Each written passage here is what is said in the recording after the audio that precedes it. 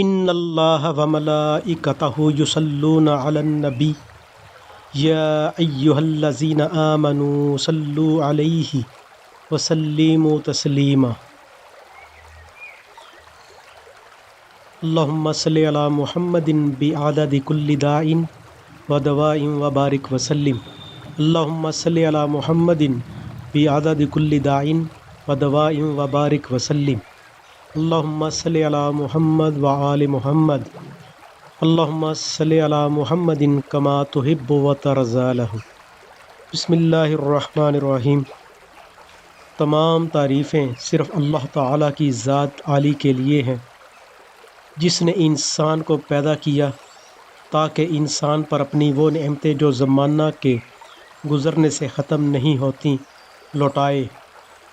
وہ نعمتیں ایسے خزانوں میں ہیں جو کہ عطا کرنے سے گھٹتے نہیں اور جن تک انسانوں کے ذہنوں کی رسائی نہیں۔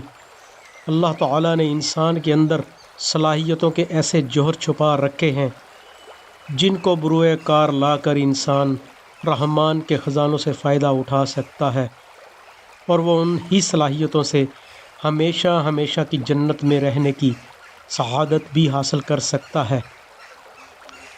اللہ کی رحمت اور درود و سلام ہو محمد رسول اللہ صلی اللہ علیہ وآلہ وسلم پر، جو تمام نبیوں اور رسولوں کے سردار ہیں، جن کو گنہگاروں کی شفاعت کرنے کا اعزاز دیا گیا ہے، جن کو تمام جہان والوں کے لیے رحمت بنا کر بھیجا گیا، جن کو اللہ تعالیٰ نے لوح محفوظ اور قلم بنانے سے پہلے تمام نبیوں اور رسولوں کی سرداری اور بندوں تک اپنا پیغام پہنچانے کا شرف عطا کرنے کے لیے چنا، اور جن کا انتخاب اللہ تعالیٰ نے اس لیے کیا کہ وہ اللہ تعالیٰ کے لامحدود خزانوں میں جو نعمتیں ہیں ان کی تفصیل بیان کریں، اور ان کو اپنی ذات عالی کے وہ علوم و معارف عطا کیے جو اب تک کسی پر نہیں کھولے تھے، اور ان کو اپنی ذات عالی کے وہ علوم و معارف عطا کیے جو اب تک کسی پر نہیں کھولے تھے، اور اپنی جلیل القدر صفات ان پر منکشف فرمائیں جن کو کوئی نہیں جانتا تھا، نہ کوئی مقرب فرشتہ، نہ کوئی نبی مرسل، اور ان کے سینہ مبارک کو ان صلاحیتوں کے ادراک کے لیے کھول دیا جو اللہ تعالیٰ نے انسان میں ودیعت فرمائی ہیں، جن فطری صلاحیتوں سے بندے اللہ تعالیٰ کا قرب حاصل کرتے ہیں اور ان سے اپنے دنیا و آخرت کے امور میں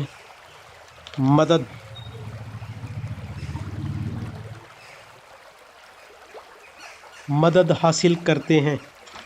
اور اللہ تعالیٰ نے آپ صلی اللہ علیہ وآلہ وسلم کو انسان سے ہر لمحہ صادر ہونے والے اعمال کی درستگی کے طریقوں کا علم دیا، کیونکہ دنیا و آخرت کی کامیابی کا مدار اعمال کی درستگی پر ہے۔ جیسے اعمال کی خرابی دونوں جہان میں محرومی و خسارہ کا باعث ہے۔ اللہ تعالیٰ صحابہ کرام رضی اللہ تعالی عنہم سے راضی ہو، جنہوں نے نبی طاہر اکرم صلی اللہ علیہ وآلہ وسلم سے ان علوم کو پورا اور اکمل درجہ میں حاصل کیا، جن علوم کی تعداد درختوں کے پتوں اور بارش کے قطروں سے زیادہ ہے، اور جن کا ظہور چراغ نبوت سے ہر وقت ہوتا تھا۔ پھر جیسا یاد کرنے اور محفوظ رکھنے کا حق ہے ان کو یاد کیا اور محفوظ رکھا۔ وہ سفر و حضر میں رسول اللہ صلی اللہ علیہ وآلہ وسلم کی صحبت میں رہے، اور ان کے ساتھ دعوت و جہاد اور عبادات، معاملات، معاشرت کے مواقع میں شریک رہے۔ پھر ان اعمال کو رسول پاک صلی اللہ علیہ وآلہ وسلم کے طریقہ پر آپ کے ساتھ رہ کر سیکھا۔ صحابہ کرام رضی اللہ تعالی عنہم کی جماعت کو مبارک ہو، جنہوں نے بغیر کسی واسطہ کے آپ صلی اللہ علیہ وآلہ وسلم سے بالمشافہ علوم اور ان پر عمل سیکھا۔ پھر انہوں نے ان علوم کو صرف اپنے نفوس قدسیہ تک محدود نہیں رکھا، بلکہ جو علوم و معارف ان کے دلوں میں محفوظ تھے اور جن اعمال کو وہ کرنے والے تھے اور دوسروں تک پہنچائے اور سارے عالم کو علوم و ربانیہ اور اعمال روحانیہ مستفویہ سے بھر دیا۔ چنانچہ اس کے نتیجہ میں سارا عالم علم اور اہل علم کا گہوارہ بن گیا اور انسان نور و ہدایت کا سر چشمہ بن گئے اور عبادت و خلافت کی بنیاد پر آ گئے۔ اللہم صلی علی محمد کما تحب و ترضی لہ۔ ایمان لغت میں کسی کی بات کو کسی کے اعتماد پر یقینی طور سے مان لینے کا نام ہے، اور دین کی خاص اصطلاح میں خبر رسول صلی اللہ علیہ وآلہ وسلم کو بغیر مشاہدہ کے محض رسول کے اعتماد پر یقینی طور سے مان لینے کا نام ایمان ہے۔ آیات قرآنیہ۔ اللہ تعالیٰ نے رسول صلی اللہ علیہ وآلہ وسلم سے ارشاد فرمایا، اور ہم نے آپ سے پہلے کوئی ایسا پیغمبر نہیں بھیجا جس کے پاس ہم نے یہ وحی نہ بھیجی ہو کہ میرے سوا کوئی معبود نہیں، اس لیے میری ہی عبادت کرو۔ ایک جگہ اور اللہ پاک کا ارشاد گرامی ہے، ترجمہ پیش کرتا ہوں۔ اللہ تعالیٰ کا ارشاد ہے، ایمان والے تو وہی ہیں کہ جب اللہ تعالیٰ کا نام لیا جاتا ہے تو ان کے دل ڈر جاتے ہیں، اور جب اللہ تعالیٰ کی آیتیں ان کو پڑھ کر سنائی جاتی ہیں تو وہ آیتیں ان کے ایمان کو قوی تر کر دیتی ہیں اور وہ اپنے رب ہی پر توکل کرتے ہیں۔ ایک جگہ اور ارشاد ہے قرآن پاک میں، ترجمہ بیان کرتا ہوں۔ جو لوگ اللہ تعالیٰ پر ایمان لائے اور اچھی طرح اللہ تعالیٰ سے تعلق پیدا کر لیا تو اللہ تعالیٰ عن قریب ایسے لوگوں کو اپنی رحمت اور فضل میں داخل کریں گے اور انہیں اپنے تک پہنچنے کا سیدھا راستہ دکھائیں گے۔ جب بھی انہیں رہنمائی کی ضرورت پیش آئے گی وہاں ان کی دستگیری فرمائیں گے۔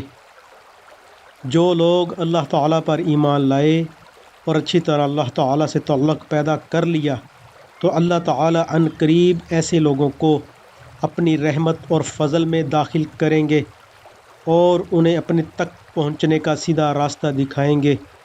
جب بھی انہیں رہنمائی کی ضرورت پیش آئے گی وہاں ان کی دستگیری فرمائیں گے۔ اللہ پاک ارشاد فرماتے ہیں، بے شک ہم نے رسولوں اور ایمان والوں کی دنیا کی زندگی میں بھی مدد کرتے ہیں اور قیامت کے دن بھی مدد کریں گے، جس دن اعمال لکھنے والے فرشتے گواہی دینے کھڑے ہوں گے۔ اللہ پاک ارشاد فرما رہے ہیں قرآن پاک میں، جو لوگ ایمان لائے اور انہوں نے اپنے ایمان میں شرک کی ملاوٹ نہیں کی، امن انہی کے لیے ہے اور یہی لوگ ہدایت پر ہیں۔ ایک جگہ اور ارشاد پاک ہے، اللہ پاک فرماتے ہیں، اور ایمان والوں کو تو اللہ تعالیٰ ہی سے زیادہ محبت ہوتی ہے۔ ایک جگہ اور اللہ پاک کا ارشاد گرامی ہے، آپ فرما دیجئے کہ بے شک میری نماز اور میری ہر عبادت، میرا جینا اور میرا مرنا سب کچھ اللہ تعالیٰ ہی کے لیے ہے جو سارے جہان کے پالنے والے ہیں۔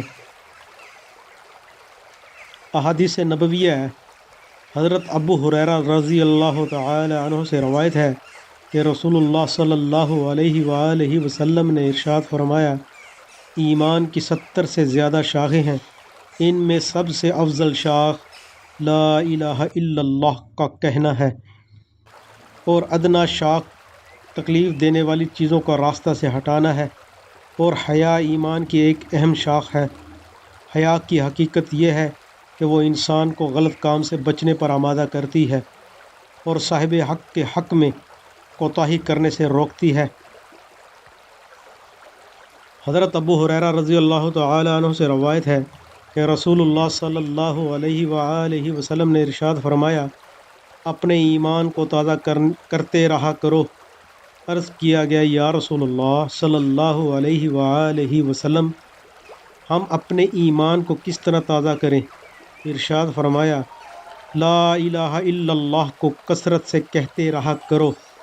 حضرت جابر بن عبداللہ رضی اللہ تعالی عنہما فرماتے ہیں کہ میں نے رسول اللہ صلی اللہ علیہ وآلہ وسلم کو یہ ارشاد فرماتے ہوئے سنا، تمام اذکار میں سب سے افضل ذکر لا الہ الا اللہ ہے، اور تمام دعاؤں میں سب سے افضل دعا الحمدللہ ہے۔ لا الہ الا اللہ سب سے افضل اس لیے ہے کہ سارے دین کا دار و مدار ہی اس پر ہے۔ اس کے بغیر نہ ایمان صحیح ہوتا ہے اور نہ کوئی مسلمان بنتا ہے۔ الحمدللہ کو افضل دعا اس لیے فرمایا گیا کہ کریم کی تعریف کا مطلب سوال ہی ہوتا ہے، اور دعا اللہ تعالیٰ سے سوال کرنے کا نام ہے۔ حضرت ابو ہریرہ رضی اللہ تعالی عنہ فرماتے ہیں کہ رسول اللہ صلی اللہ علیہ وآلہ وسلم نے ارشاد فرمایا، جب کوئی بندہ دل کے اخلاص کے ساتھ لا الہ الا اللہ کہتا ہے تو اس کلمہ کے لیے یقینی طور پر آسمان کے دروازے کھول دیے جاتے ہیں، یہاں تک کہ یہ کلمہ سیدھا عرش تک پہنچتا ہے، یعنی فوراً قبول ہوتا ہے، بشرطی کہ وہ کلمہ کہنے والا کبیرہ گناہوں سے بچتا ہو۔ اخلاص کے ساتھ کہنا یہ ہے کہ اس میں ریا اور نفاق نہ ہو۔ کبیرہ گناہوں سے بچنے کی شرط جلد قبول ہونے کے لیے ہے، اور اگر کبیرہ گناہوں کے ساتھ بھی کہا جائے تو نفع اور ثواب سے اس وقت بھی خالی نہیں رہے گا۔